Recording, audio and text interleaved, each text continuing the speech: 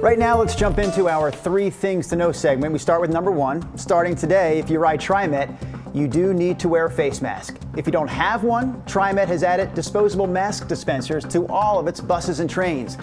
Now, you're only required to cover your face while riding, but TriMet is still asking people to wear masks at crowded bus stops and transit stations too.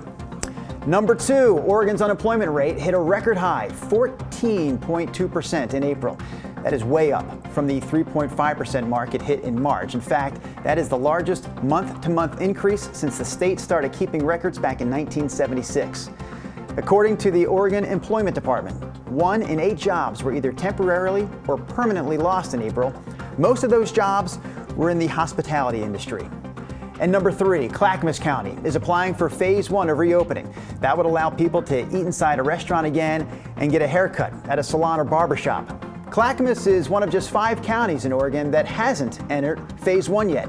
Only 3 counties, Clackamas, along with Multnomah and Washington, didn't even apply because they hadn't yet met the state's requirements. But Clackamas County commissioners say they've now reached some of those requirements. They say they're testing about 12,000 people a week, and they're seeing less people hospitalized right now for the virus. Again, that is your 3 things to know segment.